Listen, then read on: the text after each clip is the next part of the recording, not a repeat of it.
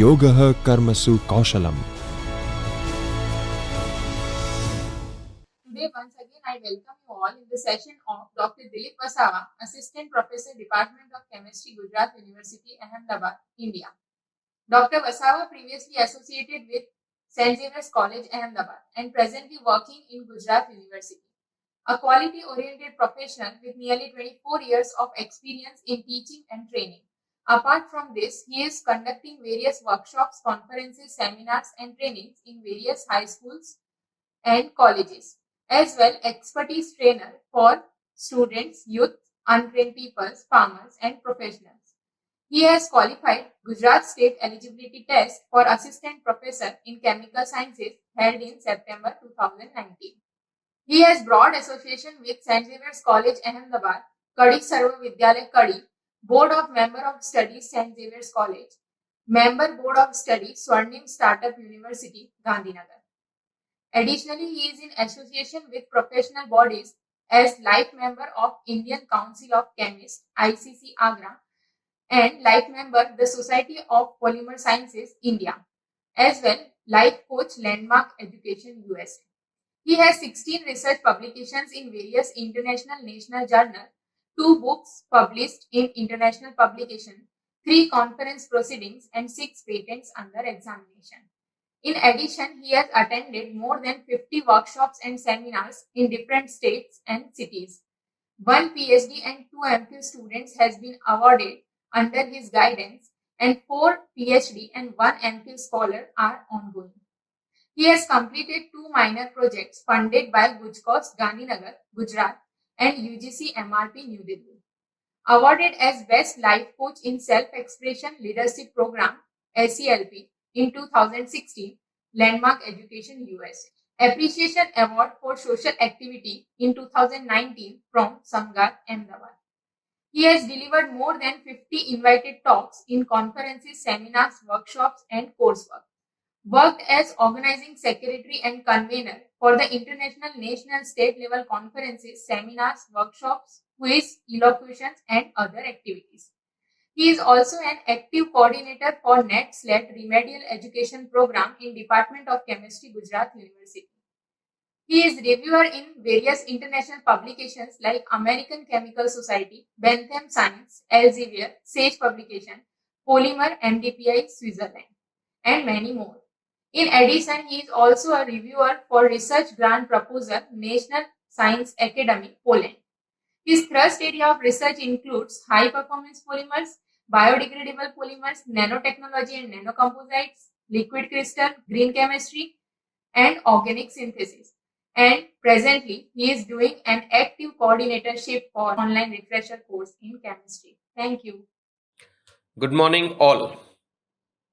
First of all, I would like to thanks to Dr. Jagdish Joshi sir, Director HRDC Gujarat University, for giving me an opportunity to be a coordinator of online refresher course in chemistry. I also thankful to HRDC for giving me an opportunity to deliver a talk. Thank you. Namaskar. Today I will share my idea on principles of green chemistry and applications of the green chemistry in organic synthesis. So, welcome to this session.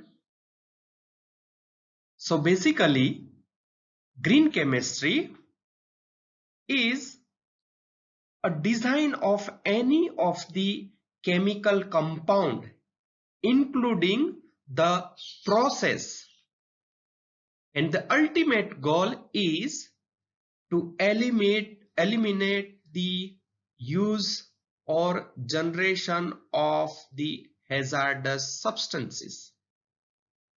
So it applies the entire life cycle of the chemical compound that is produced. And when we are saying that the entire life of the chemical compound means it can be from design to degradation, and the effect of it should be minimized. And that is why we could say that the green chemistry is the sustainable chemistry. It is ultimately the philosophy of green chemistry can apply to all the fields of the chemistry, and it is actually the innovation.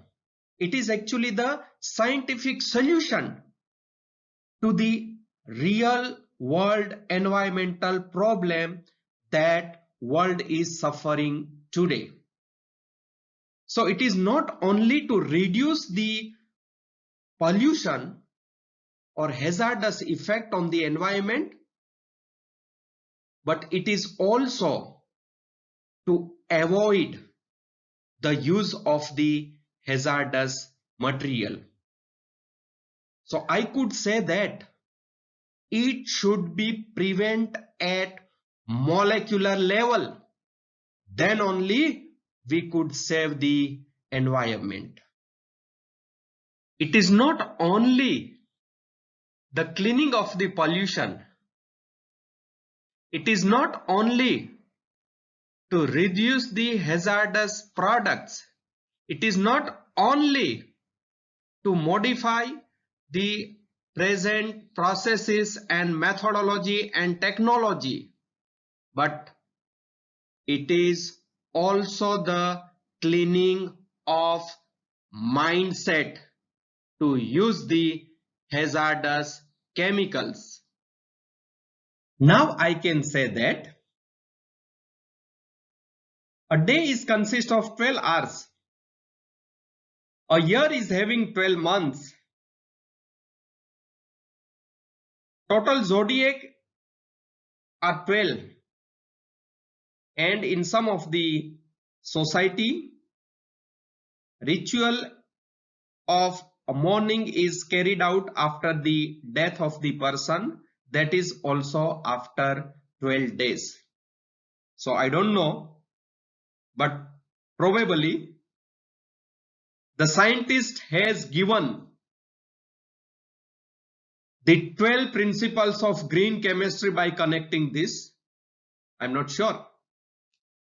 But what are the 12 principles of the green chemistry? That is 1. Prevent waste.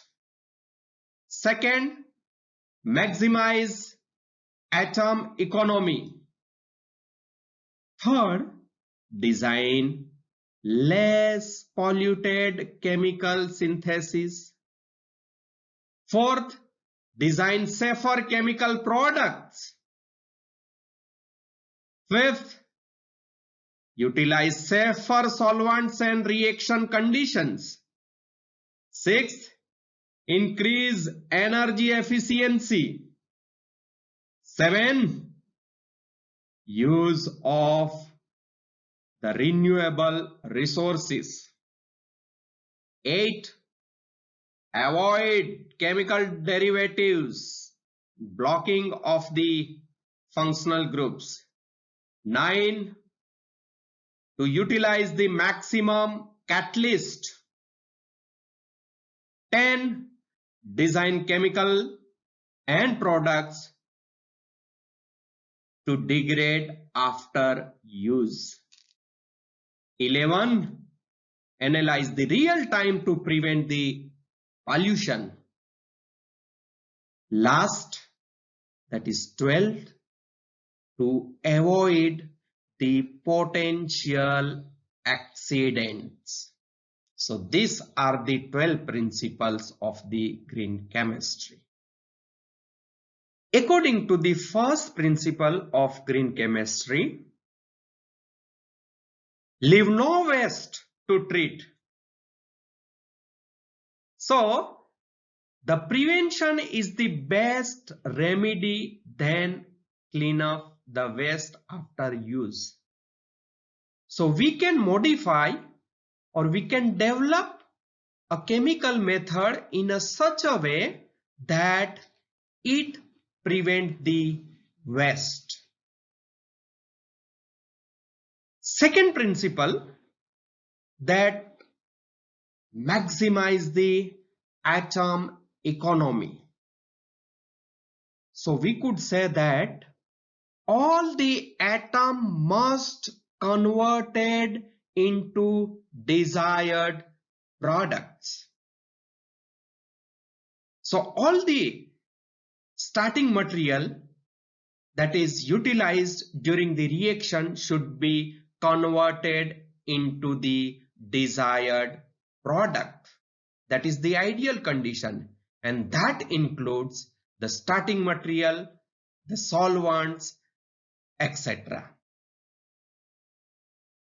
Here, the concept to calculate the percentage yield, percentage selectivity, and percentage atom economy is given. So percentage atom economy is equal to 100 into relative molecular mass of desired product divided by the relative molecular mass of the reactants. So I can give you very simple example about this, and here it is the Bryan's reaction. What is it? This is to prepare the ibuprofen, and it is the reaction that is given by the Bryan's. But what is the drawback of it is it produces the 3 bottles of waste while producing the 2 bottles of the ibuprofen. So the percentage economy is only 40 percentage economy. So all the starting material that is utilized, that is not converted into the desired product. So later on, the another green concept, green reaction is developed, that is the Maloney's reaction for the synthesis of the same ibuprofen, where the starting material is remain same, but the method is modified, and accordingly the intermediates are also modified. So here 3 bottles of ibuprofen is produced and less than 1 bottle waste is generated. So we could say that the maximum starting material is converted into the ibuprofen. So the atom economy is 77%. So these are the formula to calculate the percentage atom economy. So this one is calculated for the first reaction, that is only 40% economy, but here in the green reaction it is 77%. According to this principle, the third principle, the design of the synthesis method is in such a way that it does not generate any lethal or toxic products either to the human or the entire environment. So being a researcher, being a chemistry teacher, it is our job to ensure that what stuff is going to the flask, because our aim is to utilize all the starting material to the product. So here I had given an example to synthesize the polymer. So with the starting material of the bisphenol, the polymer is synthesized by using the phosgene. Now phosgene is very toxic material, and during the process CH2Cl2 is also utilized, and the product that is obtained, that is contaminated with the Cl impurities. But now the safer method is this, and the starting material is same, but in place of the phosgene, diphenyl carbonate is utilized, and also in place of the CH2Cl2, phenol is utilized, and same polymer is produced. So here we could say that the phosgene gas that is hazardous, that is not utilized. Also CH2Cl2 is also not utilized, and high quality product is obtained. It is required to produce the safer chemicals, so that safer chemical should not harm to the environment. So being a chemistry professor, it is our job to understand the whole mechanism of the reaction, the hazardous relationship, and then we could utilize the chemicals for the synthesis of the desired product. So our planet is the precious, and we could utilize the safer product for ourselves as well as for our planet.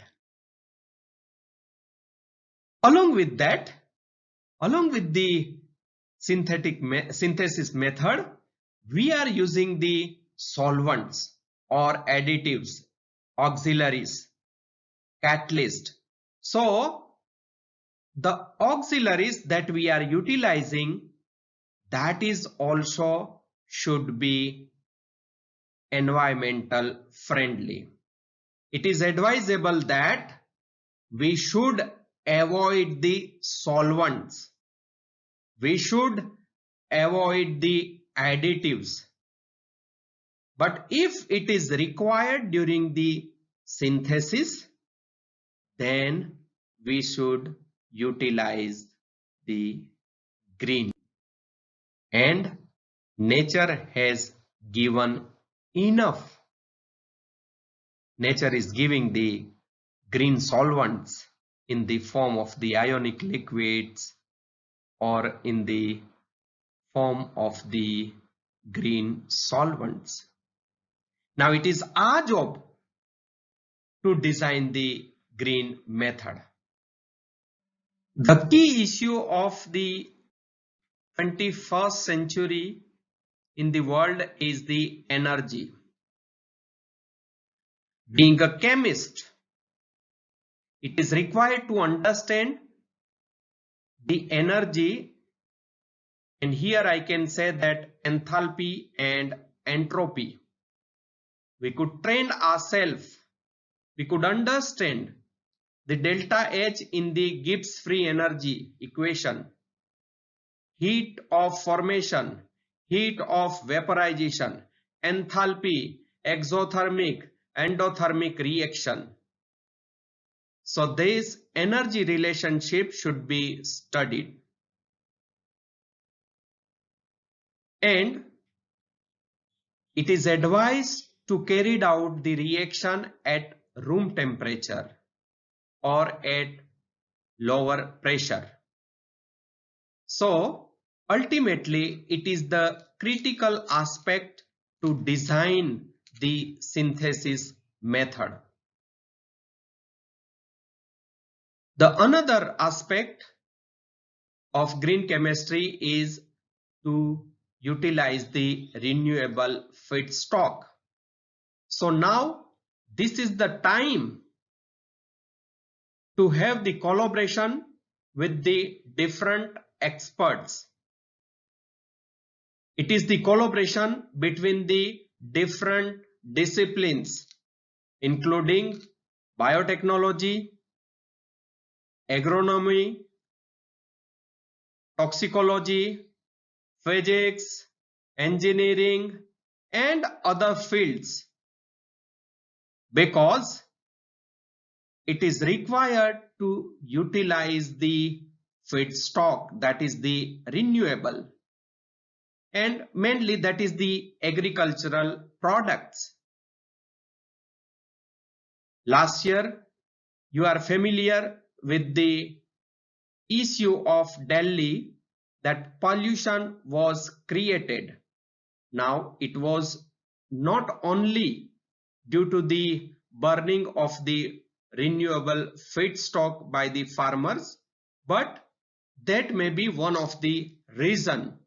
So by using that, by converting that feedstock, it is possible to degrade the pollution. Here, the cornstarch obtained from the corn can be converted into the packing material.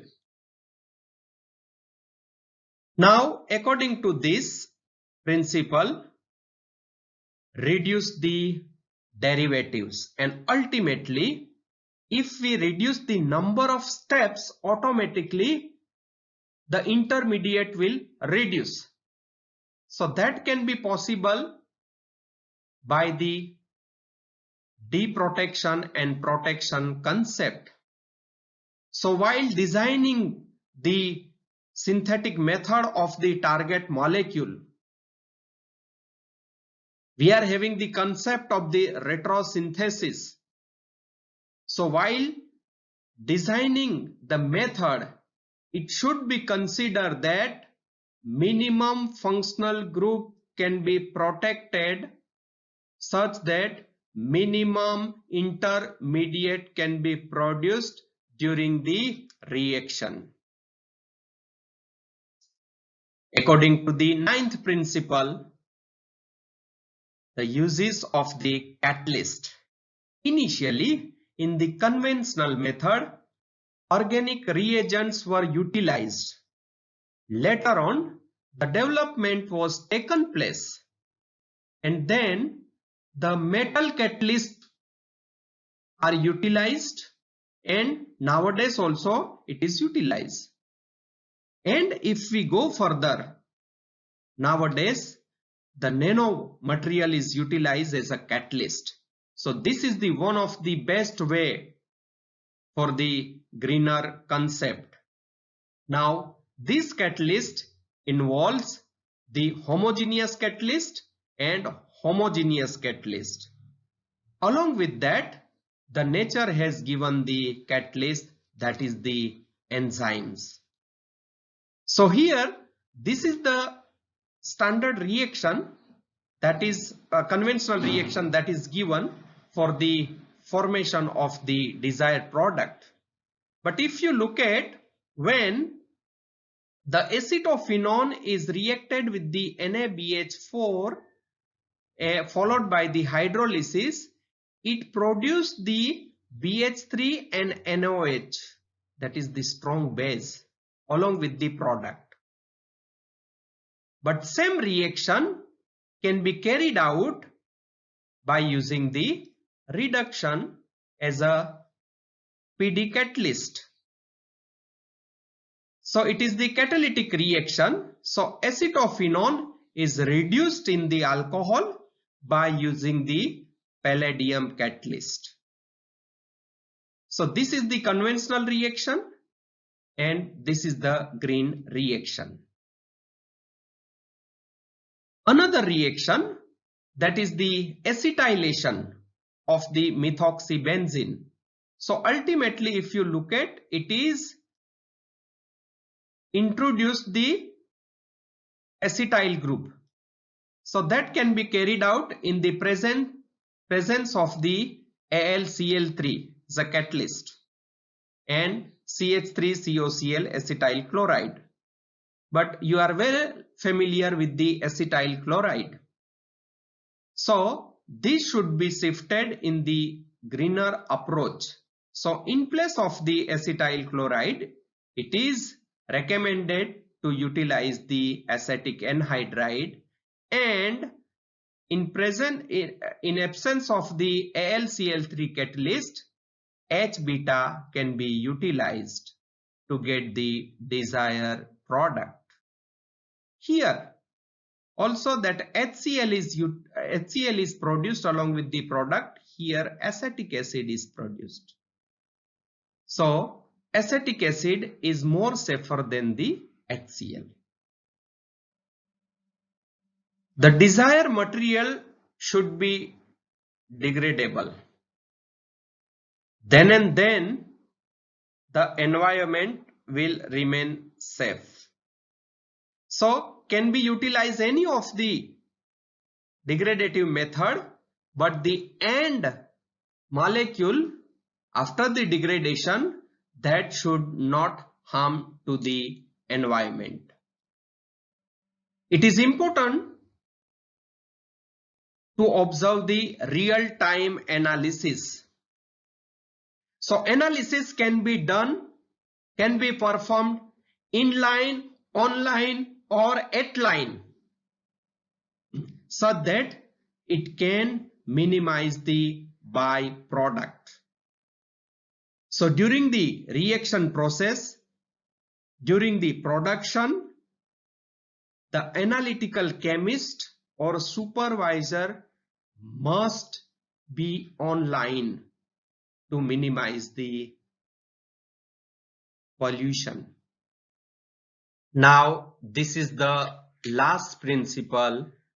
We could say that it is the safety principle. The intention of this principle is to avoid the accident. So it is required to understand the design of chemical form, physical form of the compound to minimize the explosion or fires or related to the environmental issues. So safety can be defined as the control of recognized hazards to achieve an acceptable level risk. We have seen the 12 principles of green chemistry, and also we had seen the green solvents and the green reagents. Now I am talking about the green catalyst. So this is the one of the very foundation aspect to carry out the reaction in green environment. So green catalyst is the eco-friendly catalyst. It can be regenerated or reused multiple times in the chemical reaction. So ultimately it produces the minimum waste. So during the chemical transformation, it required the minimum quantity of the catalyst, and that is why sometimes the scientists are saying that the catalyst is the foundation pillar for the green chemistry, because it reduces the quantity of the catalyst, it reduces the energy, also it is easy to separate, and also the selectivity is increased.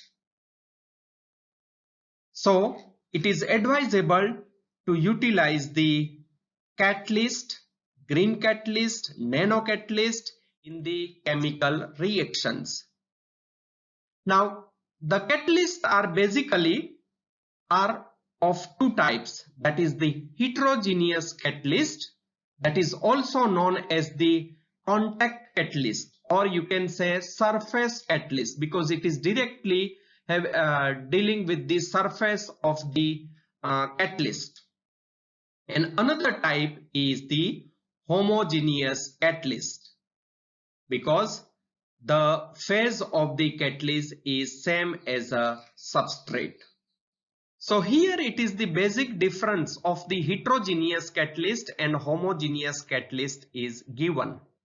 Both are having the advantages and disadvantages, but the heterogeneous catalyst is more suitable because it is having the distinct solid phase, or it is easy to separate out, where the homogeneous is often difficult to separate.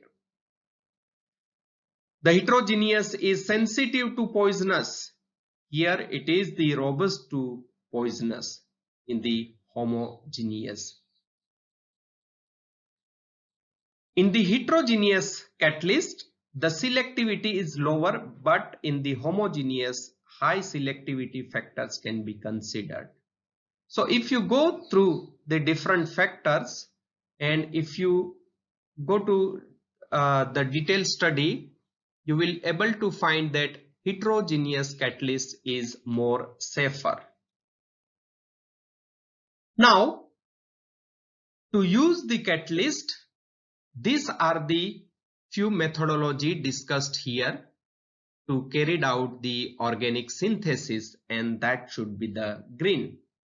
So it should be the phase transfer catalyst or ionic liquids, or can be utilized the microwave induced green synthetic reactions or aqueous phase reaction or organic synthesis in the solid state, or by utilize the ultrasound assisted green synthesis. So these are the advantages of the phase transfer catalyst. So higher productivity of the product, higher selectivity, ease of the product separation, and uses of the less hazardous solvents in the presence of the phase transfer catalyst. These are the few examples of the phase transfer catalyst. So epoxidation of the alkanes, or you can say the oxidation of the benzene to phenol, or oxidation of sulfide to sulfones, can be carried out by using the phase transfer catalyst. This is the very simple example that is given by using the phase transfer catalyst. So the reaction of the cyclohexane in presence of the chloroform and the NaOH, only 0.5% product is formed in the absence of the catalyst. But when the phase transfer catalyst is utilized, the yield is increased from 0.5% to 60 to 70%. Another methodology is the microwave induced green synthesis. In that, it can be carried out of two types, that is microwave assisted reaction in water, and second, that can be the solvent free reaction. Here, very simple example of microwave induced reaction is taken, and that is the nitration. So we are well familiar with the conventional method of the nitration. So nitration can be carried out in presence of the concentrate HNO3 and H2SO4 to produce the nitronium ion. So phenol is nitrated and form the para-nitrophenol by using the concentrate HNO3 and H2SO4. But the same reaction is carried out in presence of the microwave energy and in the presence of the copper nitrate. So phenol is nitrated in presence of the copper nitrate and acetic acid. It required only 1 minute to form the desired para-nitrophenol product. Whereas in the conventional method, it takes around 1.5 hours. Here in microwave, it takes only 1 minute. So energy is saved. Here the another example we have taken, that is the deprotection of the methoxy group, or it can converted into the phenol. So this is the condition for the conventional method and this is the condition for the green method. So microwave device is utilized to carry out this reaction. So what is the major difference you can notice here is, in the conventional method it required the 72 hours, but in the green method by using the microwave radiation it required only 5 minutes. So these are the best example to discuss the green synthesis by using the microwave radiation. So here we will take the very simple example, that is the Cannizzaro reaction. This is the conventional method of the Cannizzaro reaction in which the benzaldehyde, 2 moles of the benzaldehyde is condensed in presence of the strong base for around 2 hours to form the benzoic acid and benzyl alcohol. So that we are performing in the laboratory. But now in the green method, we are not utilizing the strong base. We are utilizing the barium hydroxide, that is weak base. In the conventional method, it was taking 2 hours to form the benzoic acid and benzyl alcohol, but here it takes only 10 minutes. So within a 10 minutes, the product is formed. In the conventional method, around 70% yield is obtaining, whereas in the ultrasound method, in green method, it goes up to 100%. Another example of the green is carried out in the aqueous phase. So it is the type of the aqueous phase reaction. So this is the Novangel condensation reaction where the ketone or aldehyde gets converted into olefinic compound. So conjugated enone is formed by using the ketone, active methylene, and the base, that is the piperidine. Now same reaction is carried out with the aqueous phase, in which the water is utilized as a solvent and reaction is carried out within very short period of time and gives the product around 95%. So this is also another concept to carry out the reaction in aqueous phase. The basic question is here that why do we go green? So if you look at the history of India and world, lots of chemical accidents are taken place. The famous example in India is the Bhopal tragedy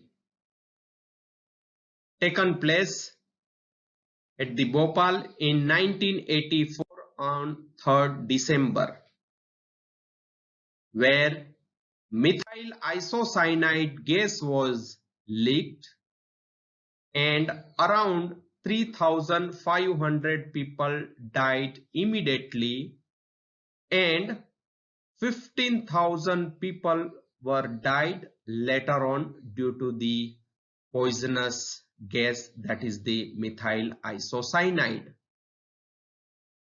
So what was it? So they have utilized the phosgene with the methylamine, and during the formation of the product, methyl isocyanide was produced and this gas was leaked and it was converted into number of deaths. So this is the conventional method, but the alternative is by using the phenol in presence of the COCl2. With the step of the reaction, same product is formed. But the difference is here in this method, the methyl isocyanide, that is the poisonous gas, is not formed. Very recently, during the lockdown, in the month of May, Vizag gas leak tragedy taken place, where the few people were died. If you look at the world, so many accidents are taken place so far. So that is why the green concept is. So now we will discuss how to go green. So one of the concept already we have said, that is by using the nanomaterial, nanoparticles in the organic synthesis. So we have discussed the homogeneous catalyst, we have also seen the heterogeneous catalyst, but here due to the high activity, high selectivity, excellent stability, easy to separate, it is also energy efficient and atom economy. Due to this reason, we are going to use the nanocatalyst in the organic synthesis. For synthesis of the nanoparticles, two basic methods are utilized, and in our work also we have utilized these two methods, that is the top down approach and bottom up approach, with which it is possible to synthesize the nanomaterial by both the method, that is the top down and the bottom up approach.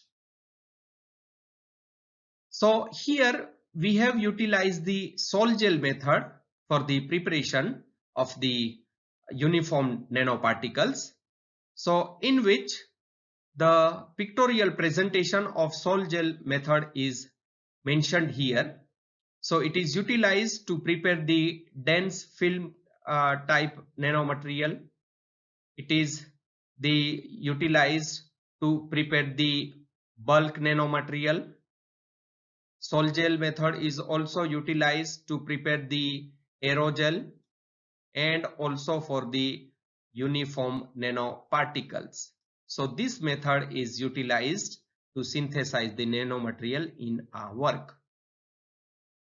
Now, once the nanomaterial is synthesized, now it is required to have the support, because this provide the surface. So supported metal nanocatalyst is required. So type of the supported material is like metal organic frameworks, MOFs, or carbon materials, activated carbon, carbon nanotubes, graphene and graphene oxide. One of the student under my guidance, he is working on the graphene and graphene oxide. Then the natural polymer, synthetic polymer, clays, metal oxide, zeolite, and graphitic carbon nitride and boron nitride. So these are the supports utilized for the nanomaterial. So we have utilized the carbon nanotubes as a support. We have also utilized the natural polymers as a support. The synthetic polymer is also utilized as a support, and the graphitic carbon nitride and boron nitride is also utilized by my research group. Here it is the few example where the application of supported nanocatalyst are utilized in the organic synthesis. So if you look at this, it is the type of the A3 coupling reaction where supported silver nanoparticles are utilized. In the second reaction, again it is the supported Ag nanoparticles are utilized. In the third reaction, it is the homocoupling where supported Ag, Pd and Cu nanoparticles are utilized with the different conditions. Here in this another example, again the supported nanomaterial is utilized, that is the copper nano particles. Then the other nanoparticles are utilized. Here it is utilized the Fe nanoparticles. Here the nanomaterial is also utilized, as well as the PD catalyst is directly also utilized. So both the things are possible. Conventional method also, and with the same product is obtained by using the nanoparticle as a catalyst. Here few more examples of it is given, where the supported palladium nanoparticles are utilized with the base. Here gold nanoparticles are utilized. Here again the copper, gold, palladium nanoparticles are utilized. So all these reactions you have seen, that is of the CH activation by utilizing the different nanoparticles, and the different supports are utilized. Here few examples of the famous name reactions are given, where Hiyama coupling reaction, Suzuki coupling reaction, Heck reaction, Sonogasira coupling. So these are the famous name reaction that is given by the conventional reaction, but that same reaction can be carried out with the support of the any of the nano catalyst. So here in the Hiyama coupling reaction, scientist has reported the reaction by taking the palladium and gold nanoparticles as a catalyst. Suzuki-Miyara coupling reactions are also reported in the palladium and gold nanoparticles. In the same way, Heck coupling reaction and the Sonogasira coupling reaction. So these are the famous name reaction based on the palladium catalyst with the different base, but here it is reported with the different nano catalyst utilized, and that is the ultimate goal by using the nanoparticles. By looking to the previous reaction as discussed so far, it is very important to develop the carbon-carbon new bond or carbon heteroatom like CN-CS-CO bond. And it is also very important to use the greener approach. So the scientists are interested to develop the new compound that are utilized in the medicinal chemistry or pharmaceutical chemistry or in polymer chemistry. So due to the generation of the CC linkage, it is also possible to introduce to the desired functional group. So here we have reported the sum of the new molecules along with the functional group. This work is published by my research group.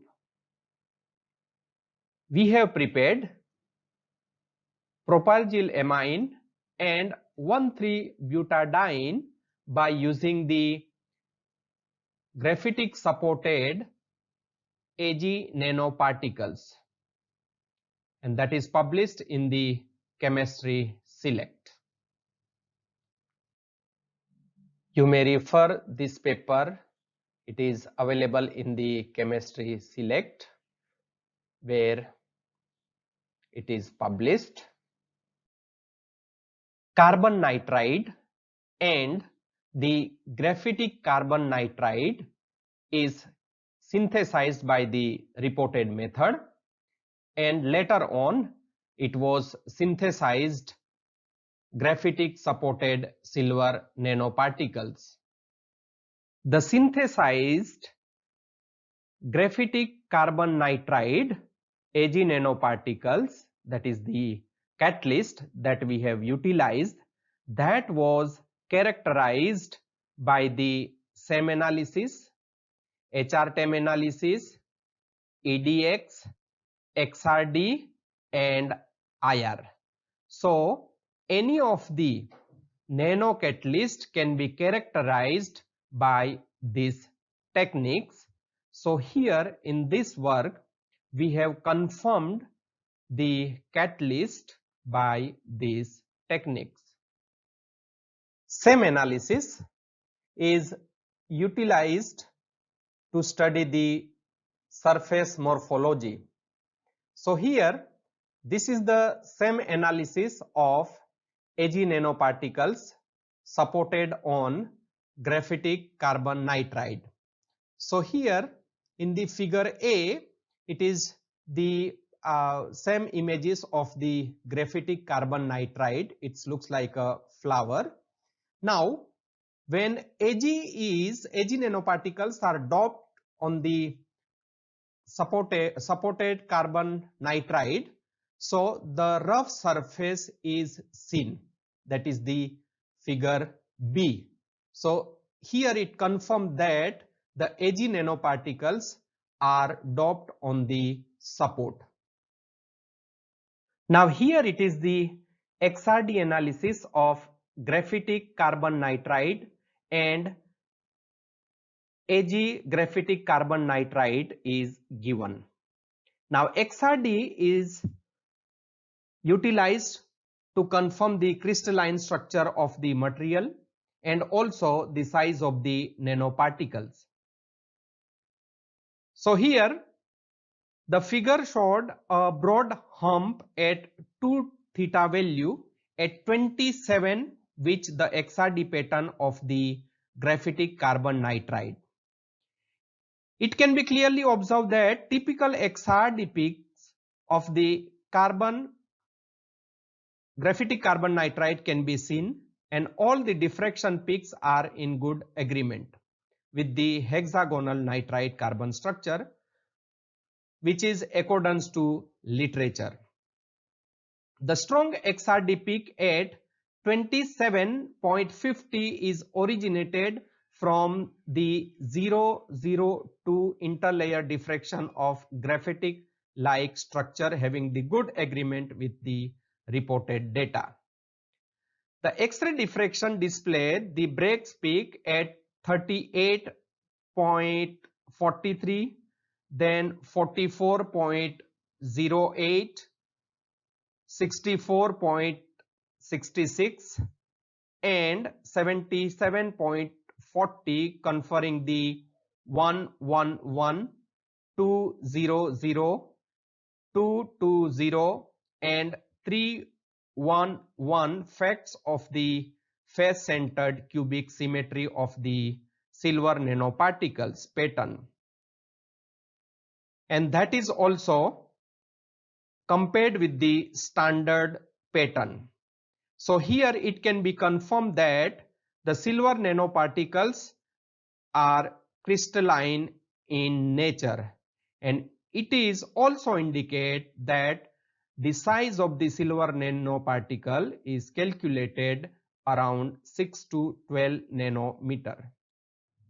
The calculated particle size, that is the 6 to 12 nanometer, is having the good agreement with the analysis of the HR10 of the silver nanoparticles. So here it indicates the size of the nanoparticles, and that is 6 to 12 nanometer, and that can be confirmed by the HR10 analysis. Now here EDX analysis of Ag nanoparticles doped on the graphitic carbon nitride is given. The peak arise at 3 kilo electron volt indicates the presence of the Ag nanoparticle, and that can be supported by the AES, and it was found that the catalyst was doped around 0.0611 millimole per gram. And finally, that catalyst was also confirmed by the IR analysis. Now, here it is the synthesis of the propyl amine. Now, this method is the conventional method, whereas this method is reported by us. Now, in the conventional method, different metal catalysts are utilized. In this, we have utilized the silver nanoparticles doped on the graphitic carbon nitride. Here, in the conventional method, around 120 degrees Celsius temperature is reported, whereas while optimization of the reaction, it was reported at 80 degrees Celsius temperature. Not only that, the conventional method is indicating that it required 24 hours to complete the reaction with 84% yield, whereas here we have reported the 97% yield of the propyl amine within the 20 minutes. So here there is a study given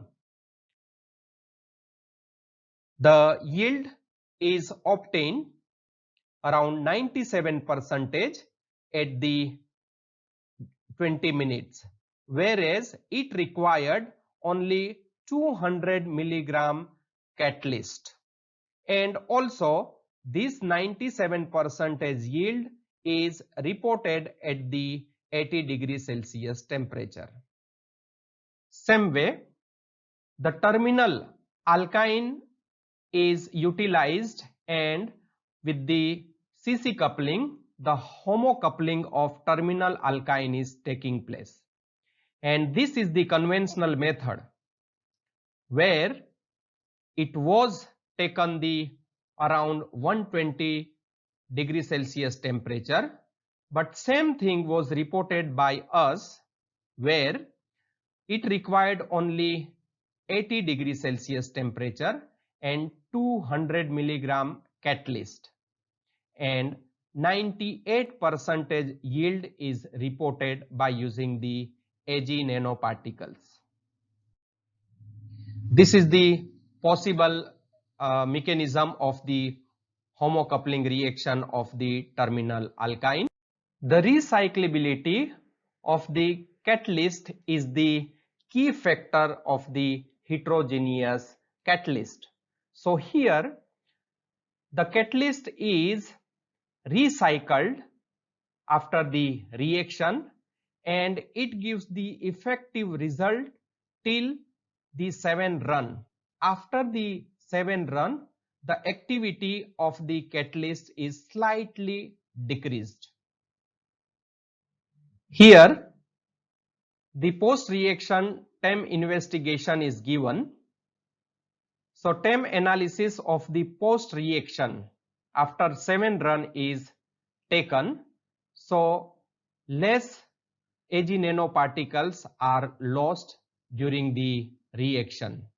And finally the product propylgyl amine is produced, that is confirmed by the 1H NMR, and the homocoupling reaction was taken place, and that also was confirmed by the 1H NMR and the mass spectra. In the same way, our research group has reported this work recently in 2020, the synthesis of the Ynon by using the Ag nanoparticles doped in the graphitic carbon nitride. So here this work is just carried out in the visible light, and this work is published in the Chem journal with the 4.5 impact factor.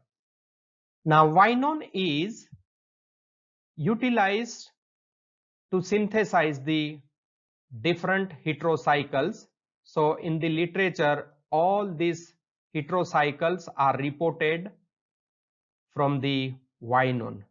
So we have reported this Ynon by using the Ag nanoparticles. To synthesize the Ynon, homogeneous catalyst is utilized in the literature. Now we have reported the Ynon, synthesis of Ynon by using the Ag nanoparticles doped on the carbon nitride by using the triethyl amine. But here we have utilized the visible light. We have used the 80-watt tungsten filament bulb to complete this reaction, and it was reported up to 84% yield of the Ynon. The recyclability study of the Ag nanoparticles is also given, where after the third run the activity of nanoparticle is slightly decreases, and in the fourth run it gives around 81%. Not only that, the same reaction was carried out on the gram scale. The 78% yield is reported with the catalyst, and the post reaction of the TEM, XRD and XPS studies also. The synthesized Ynon is confirmed by the 1H NMR as well as the mass spectra. Again, here the another work is reported by our research group, where it is also the coupling reaction, but here we have utilized the polystyrene as a support and copper nanoparticles are utilized. So this is the method to generate the polystyrene supported copper nanoparticles, and that catalyst was studied and characterized by the FTIR, then the SAM analysis, TEM analysis, XRD analysis, and the Raman spectra as well as the EDS spectra of the copper nanoparticles.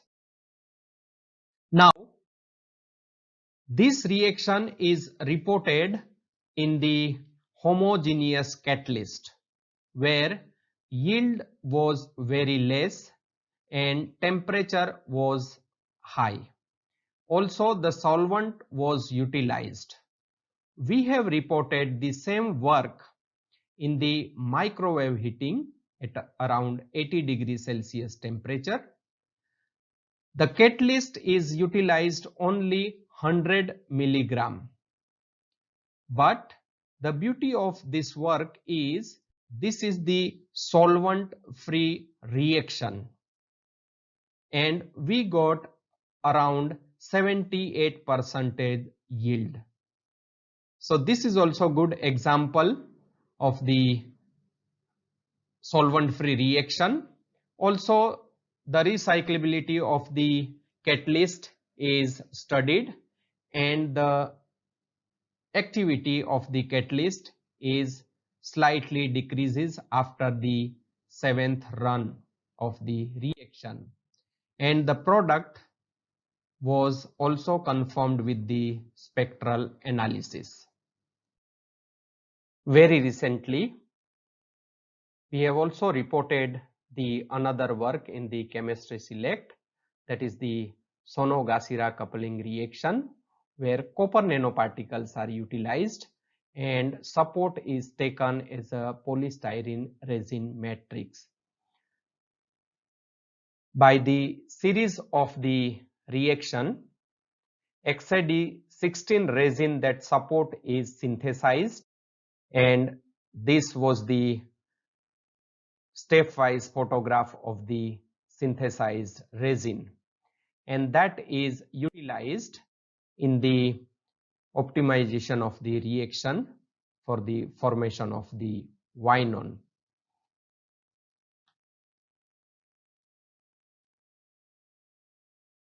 Now here I can conclude this session. We have synthesized the different nanocatalysts like Ag nanocatalyst, copper nanocatalyst and the palladium catalyst, and that catalyst is doped in the different supports, and the synthesized catalyst is characterized by the various techniques like SAM, HRTEM, EDX, XDS, XPS and IR spectroscopy. It was found that the heterogeneous catalyst was utilized and yield was achieved up to 98%. It is also found that the recyclability and the reusability of the catalyst. The synthesized catalyst is easily utilized up to 7 to 8 runs with good stability. Now, the synthesized nanoparticles are having the size between 6 to 12 nanometer. The beauty of this work is the quantity of the nanoparticles are utilized very low, and that is around 0.06112 to 0.0531 millimole per gram. Along with that, the different factors are also studied like E factor, atom economy, tone and TOF factor. So here I can say that we have applied the green chemistry principles, and it was these reactions are the energy efficient and environmental friendly. So I thankful to Gujarat University. I also thankful to Department of Chemistry, Gujarat University. My special thanks to my research group, Nikita Mishra, Sheetal Patel, Tejas Shah, Sunil Patel, Himanshu, Dinesh, Siddhi Panchal and Rusvi Gandhi for their constant and selfless support. Thank you so much. If you are having any query, any doubts, please feel free to communicate on my WhatsApp number or the email given to you.